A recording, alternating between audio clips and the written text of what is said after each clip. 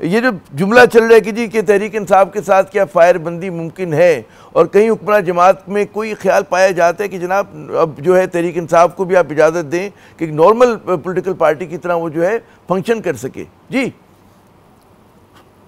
जी, फायरबंदी तो हुई है। हम तो अभी तक मुज़ाकरात की मेज पर बैठे तहरीक इंसाफ की राह तक रहे हैं, जहां से वो खुद उठ कर गए थे, हमने उन्हें नहीं भेजा। अब वो हर चीज को जो है वो दाव पर लगाने के लिए तैयार हैं। उनको पिछले इतवार जो DGISPR की ब्रीफिंग थी उसमें भी बुलाया गया, वो उसमें नहीं आए, हालांकि वो बड़ा मुल्क पर एक कड़ा वक्त था। उनके पास मौका था कि कड़े वक्त में भी सियासी शर्तें लगाए बगैर जो है वो पाकिस्तान की रियासत के साथ खड़े होते। उन्होंने वो मौका ज़ाया कर दिया।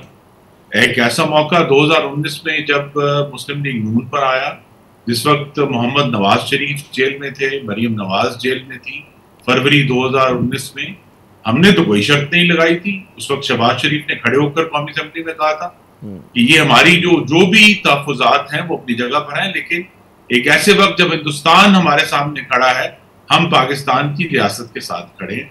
ऐसा कोई वो तहरीक इंसाफ ने भी किया, वो तहरीक इंसाफ ने भी किया, इनके सोशल मीडिया विंग ने भी किया कि बड़ी भरपूर तरीके से साथ दिया है ना। सोशल मीडिया विंग जो है वो आजकल एयरफोर्स के जो है वो गाने गा रहा है, लेकिन वो पाकिस्तान की बड़ी अफवाज के साथ उनका जो तज़किया है उसी के साथ उसी को लेकर चल रहे हैं। लेकिन इससे कता नजर हम बिल्कुल तैयार हैं कि जो भी इनके मुतालबात हैं हम उन पर बात करने के लिए तैयार हैं, लेकिन इनकी ख्वाहिश ये होती है कि ये पाकिस्तान को नुकसान पहुंचाएं और अपने डॉसियर IMF को दें, हुकूमत को ना दें। लेकिन भारत है और हम चाहते हैं कि आगे निकलने की राह बने, लेकिन जो पहली शर्त ही ऐसी ये लगा देते हैं कि जी हमारे बानी चेयरमैन को निकाला जाए, और ये जो सो कॉल्ड जिसे कहते हैं सियासी कैदी। देखिए, जो लोग, बड़ी साफ सी बात है, जो लोग 9 मई में मुलविस हैं उसकी जो है प्लानिंग में, उसको करने में, उनको तो सजा मिलेगी। जो नहीं है, ये जरूर हुकूमत का फर्ज होना चाहिए, मेरी तजवीज़ भी है कि उन लोगों को जिनके खिलाफ सबूत और शवाहिद नहीं है फौरी तौर पर उन्हें रिहा करना चाहिए, और जिन पर है उन्हें फौरी तौर पर सजा देनी चाहिए, ताकि हम 9 मई से आपने बड़ी अहम बात की 10 मई तक पहुंचे कि आपने बड़ी अहम बात की कि जी फौरी सजा दें और जो बेगुनाह है उनको छोड़ दें। लेकिन कतई नज़र इस बात की जो एक हमारी रवैया भी आपने भी फरमाया कि जी मुल्क दुश्मन जो है कार्रवाई करते हैं, उनका इक़दाम जो होता है, उनकी सियासत इस तरह की है। अब कमो बेश इसी किस्म के इल्ज़ामात, मुझे याद है पाकिस्तान पीपल्स पार्टी पे, नून लीग पे, अवामी नेशनल पार्टी पे, कौन है जिसकी इस तरह से पगड़ी ना उछाली गई हो? तो ये आपके ख्याल में दुरुस्त है कि जो मतलब हुकूमत में हो वो किसी को भी कह दे कि जी आप मुल्क के खिलाफ काम कर रहे हैं? हो सकता है सियासी इख्तिलाफात हो, अप्रोच का फ़र्क हो, उसको आप मुल्क के खिलाफ कैसे कह सकते हैं? नहीं, वो देखिए, मैं ज़रूर यहाँ हमें अगर आप IMF को देखिए, IMF को दो लोगों ने खत लिखे पाकिस्तान के खिलाफ, एक नरेंद्र मोदी और दूसरा इमरान खान। ये एक हकीकत है, अब आप उसको री इंटरप्रेट जिस तरह मर्जी कर लें, लेकिन पाकिस्तान को कर्जा ना देने के लिए 2 खत लिखे गए हैं IMF को पिछले चंद सालों में, और जिनके जो उसके खत के लिखने वाले थे उनके नाम मैंने भूल दिए। तो इससे हम क्या नतीजा अखज़ करें? या अगर जो है वो अभी जब इनकी हुकूमतें थी, सुबह पंजाब में भी और सुबह खैबर पख्तूनख्वा में, उस वक्त भी IMF का प्रोग्राम चल रहा था। उस वक्त रिकॉर्डिंग अब पब्लिक है कि किस तरह उन्होंने कोशिश की कि ये कर्जा ना मिले।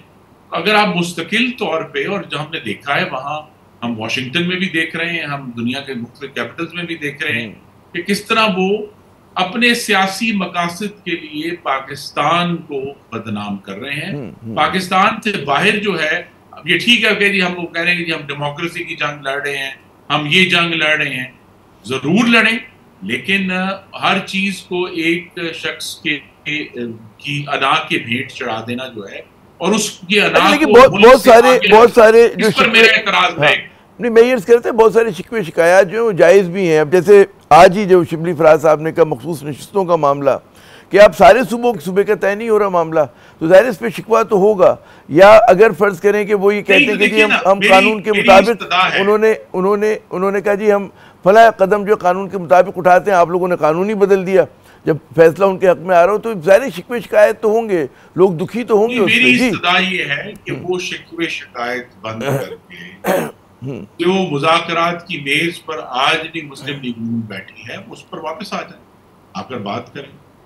लेकिन वो अपने जो भी उनके शिकायत हैं, मेरी इस्तदा है कि वो उसके सबूत और शवाहिद मीडिया पर जो भी उनकी ख्वाहिश है बात करें, लेकिन किसी मरबूत सूरत में हुकूमत के सामने भी रखें कि हम ये मुतालबा है, उसके लिए हमारे पास ये सबूत और शवाहिद है। इसकी बुनियाद ये नहीं होता कि इत्मीनान साजी जा रही कि हुकूमत के पास इख्तियार है और ताकत है, और इत्मीनान साजी की जो फ़ज़ा बनाना है वो ज़्यादा जिम्मेदारी हुकूमत की होती है इन हालात में जो कि इस वक्त पाकिस्तान को दरपेश हैं, कि बैरूनी जाहिलियत का भी सामना है और मतलब हमें पता है कितनी ज़्यादा साजिशें हो रही हैं हमारे मुल्क के ख़िलाफ़।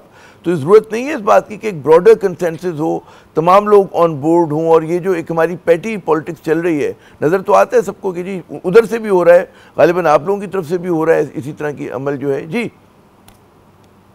नहीं, मैं ज़रूर ये बड़ी अच्छी बात है कि अगर हम सब आपस में बैठे और बात करें, लेकिन जो बुनियादी नुक्ता है वो ये है आमिर साहब कि तहरीक इंसाफ जब तक दूसरी सियासी जमातों का मैंडेट तस्लीम नहीं करे तब तक हम आगे नहीं बढ़ सकते। अगर वो चाहते हैं कि 2024 के इलेक्शन में उन्होंने जो 31% वोट हासिल किए, मैं नशिस्तों की बात नहीं कर रहा, 31% वोट हासिल किया, अगर उसको तस्लीम किया जाए तो वो तब होगा अगर वो उन जमातों को तस्लीम करें जिन्होंने मिलकर 69% वोट लिए, 2/3 से ज्यादा, और आज वो वफाकी हुकूमत का हिस्सा है।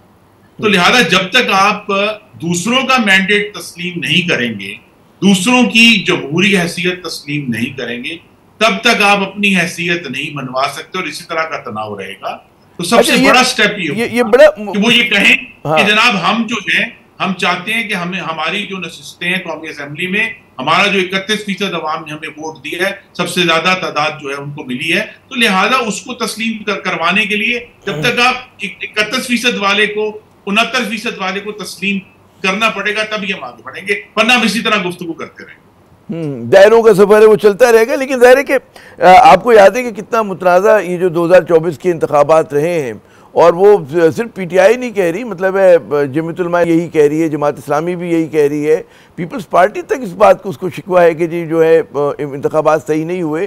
तो इस पर मुतमईन तो कोई भी नहीं, मेरे ख्याल में नून लीग के अलावा कोई जमात जो है मुतमईन नहीं है इंतखाबात से।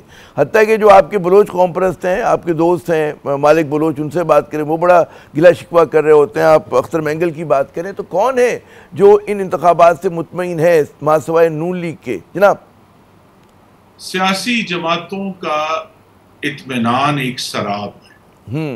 यानी कि 2013 के इंतखाबात के ऊपर 2015 में एक कमीशन बैठा, उसने कहा कि इंतखाबात में कोई मुनज़्ज़म धांधली के सबूत नहीं मिले।